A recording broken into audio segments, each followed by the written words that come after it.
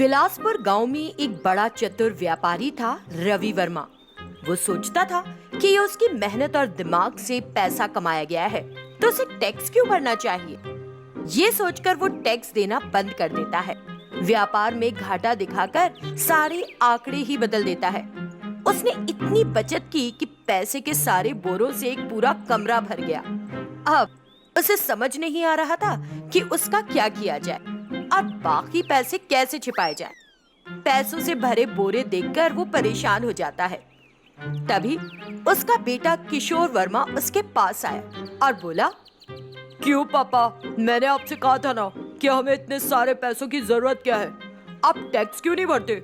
मैंने आपसे कहा था ना कि भिखारियों को सोने के कटोरे दान कर दो। आपने नहीं सुनी। अनाथों के लिए मैंने कहा था कि एक अच्छा ब्यूटी पार्लर सेट कर दो, लेकिन आपने मेरी एक ना सुनी।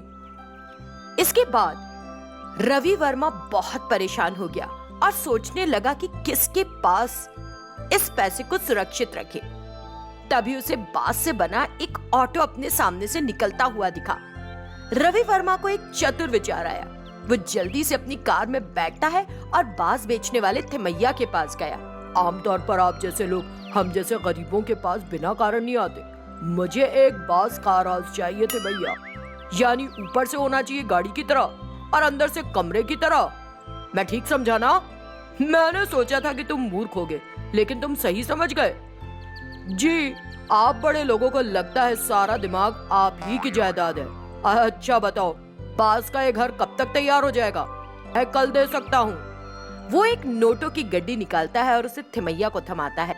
उसके बाद रवि वर्मा वहाँ से अपनी कार में निकल जाता है। 2 दिनों के बाद थिमैया उस बांस की गाड़ी का घर तैयार करके रवि वर्मा को दे देता है। तो उसके लिए रवि वर्मा थिमैया को और पैसे देता है।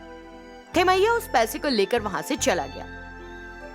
रवि वर्मा आखिर में अपने बेटे को भी नहीं बताता और सभी बोरियों को एक एक करके ले जाकर उस बांस कार के घर में रख देता है। वो उस बांस की कार को दूर नहीं रखता, वो उस कार को अपनी दूसरी कारों के साथ पार्किंग में ही रखता है। जैसे जैसे दिन बीतते जाते हैं, रवि वर्मा नहीं चाहता कि कोई उस पर शक करे, इसलिए वो हर कार को चेक करने लगता है। वो इस बांस कार हाउस को भी चेक करता है और पैसे की बोरियों को गिनता ही रहता है। लेकिन फिर आखिर ओवर स्मार्ट होकर रवि वर्मा ने थाने में जाकर एफआईआर दर्ज करा दी कि उसका घर लूट लिया गया है। इंस्पेक्टर उसके घर आया और हर तरफ चेक करने के बाद उसे समझ ही नहीं आया कि आखिर चोरी हुई कैसे होगी। तो उसने पूछा, रवि वर्मा, दरवाजे बंद हैं, खिड़कियां खुली नहीं और दीवार टूटी नहीं, फिर पैसा चोरी हुआ कैसे? मुझे तो समझ में नहीं आ रहा। आप कुछ बताएंगे इस बारे में? अरे, चोरी कैसे हुई ये सोचने की बजाय आप तो मुझ पर ही शक करने लगे।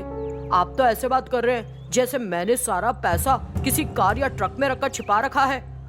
रवि वर्मा के ऐसे कह इंस्पेक्टर को बाहर खड़ी बांस कार हाउस की याद आई। उसने रवि वर्मा से उसके बारे में पूछताछ की और उसने जवाब दिया कि कुत्तों को उस घर में घुसने से रोकने के लिए। इंस्पेक्टर की इस बात को याद रखता है।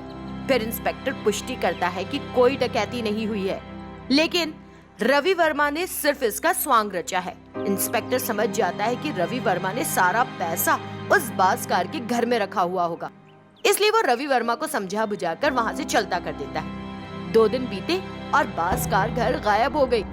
ये देखकर रवि वर्मा हक्का बक्का रह गया और दौड़ते हुए थाने आ गया। रवि वर्मा ने उसे सब कुछ बताया।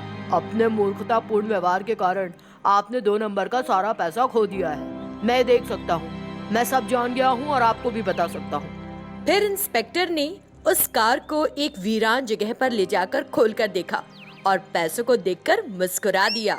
सुदूर स्थान पर एक गांव है। गांव पानी से घिरा हुआ है। दूसरी जगह पर जाने के लिए ग्रामीण मुख्य रूप से नावों का उपयोग करते हैं। सागर और जीवन, 2 भाई जो उस गांव में रहते हैं, नाव चलाया करते हैं। वे अपनी नाव में मनोरंजन रखकर लोगों को आकर्षित करते हैं और होने वाली कमाई से वे अपना अपना परिवार चलाते हैं। एक दिन वे ग्राहकों के लिए अपनी नावें तैयार रखे हुए थे। तभी 2-3 लोग उनके पास दूसरे किनारे जाने के लिए आए। उन्हें देखते हुए जीवन ने कहा, आओ साहब, आओ, इस जीवन की नाव में आओ। रेडियो पर गाने सुनना और आनंद लेते हुए यात्रा करना। ओ भाई साहब एंड भाभी जी, उस नाव में केवल रेडियो के गाने होंगे, लेकिन अगर मेरी नाव में सफर करोगे तो गानों के साथ एक पैकेट पकौड़ी का भी मिलेगा। गानों के साथ मजा पकौड़ी का। दोनों अपनी नाव की सुविधाओं के बारे में बताते रहते हैं। दोनों की सुनकर यात्री सागर की नाव में चढ़ गए, क्योंकि उनका दिल पकौड़ी के पैकेट के लिए ललचा गया।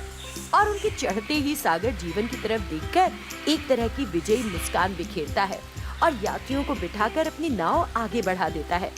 जीवन को थोड़ा बुरा लगता है और वो उदास हो जाता है। सागर की कमाई कम है, लेकिन वो अपने यात्रियों को पकौड़ी के पैकेट दे रहा है। इसका मतलब है कि वो जबरन का खर्चा बढ़ा रहा है। मुझे उसे प्यार से चेताना होगा। जीवन सागर के बारे में सोचता रहता है। दूसरी तरफ सागर यात्रियों को दूसरे छोर पर छोड़कर वापस लौट आता है। तब जीवन कहने लगा, क्यों भाई, हमारी कमाई ऐसी बहुत कम है। इतने समय से मुसाफिरों के लिए रेडियो चला रहे थे ना, लेकिन तुम तो उन्हें पकौड़ियों के पैकेट बांटने लगे। हर पैकेट की कीमत अगर 10 रुपए भी है तो आधी कमाई तो तुम्हारी पकौड़ी में ही चली जाएगी। कहाँ का भाई, कौन सा भाई, मेरी ताकत के आगे टिक नहीं सके तो मुझे गलत बात समझा रहे हो। ऐसा नहीं है भाई, तुम कैसे भी कोशिश करो, मैं तुमसे एक कदम आगे ही रहूंगा। मेरी पत्नी ने कहा था, अच्छे इंसान नहीं हो तुम, यात्रियों के साथ मीठा मीठा बोलकर तुम उन्हें अपनी नाव में चढ़ने के लिए ललचाते हो। अब जब मैं ध्यान दे रहा हूँ तो उसकी बात सही लग रही है मुझे। हाँ नहीं तो बात करता है। वे बात ही कर रहे होते हैं कि रंगम्मा और सुजना नाम की 2 महिलाएं वहां आ जाती हैं। सुजना का रंग जरा गहरा है और लंबे दांतों के साथ वो बदसूरत दिख रही है। दोनों भाई अपनी अपनी नावों की सुविधाएं बताने लगते हैं। सागर की नाव में पकौड़ी की अतिरिक्त सुविधा सुनकर रंगम्मा उसकी नाव की ओर बढ़ जाती है। रंगम्मा के साथ सुजना भी उसी में बैठ गई। सागर उनको देखकर बुरा मुंह बनाता है और अपनी नाव चलाना शुरू कर देता है। पानी में कुछ दूर जाने के बाद सागर के हाथ से चप्पू अचानक फिसल गया। इससे नाव का संतुलन बिगड़ा और सुजना नाव से पानी में गिर गई। मुझे बचा लो, मुझे तैरना नहीं आता, मुझे बचाओ। वो मदद के लिए चिल्लाती है, लेकिन सागर को उससे घिन मचती है और वो उसे बचाए बिना अपनी नाव से दूर चला जाता है। सुजना को पानी में डूबता देख जीवन अपनी नाव उसके पास ले आया। जीवन ने उसे बचाया और अपनी नाव में बिठा लिया। तभी सुजना एक देवी में बदल गई। ओ धर्मपरायण आदमी, तुमने मुझे दयालु हृदय रखकर बचाया। अब तुम्हारी जो भी इच्छा हो मुझे बताओ, मैं तुरंत तुम्हारे सामने प्रस्तुत करूंगी। बोलो क्या चाहिए? मैं तो अपनी मेहनत पर निर्भर हूँ, अपने पत्नी और बच्चों की देखभाल करता हूँ। समझ गई। अपनी जादुई शक्तियों से देवी वहाँ अखबार से बनी एक नाव प्रकट करती है। जीवन देखकर प्रसन्न होता है। ये एक जादुई अखबार की नाव है, कभी नहीं डूबेगी। अगर कोई नुकसान करने का इरादा रखेगा तो भी इसे कुछ नहीं होगा। तुम अगर इस मंत्र का जाप करो जो मैं तुम्हें बता रही हूँ, बस काफी होगा।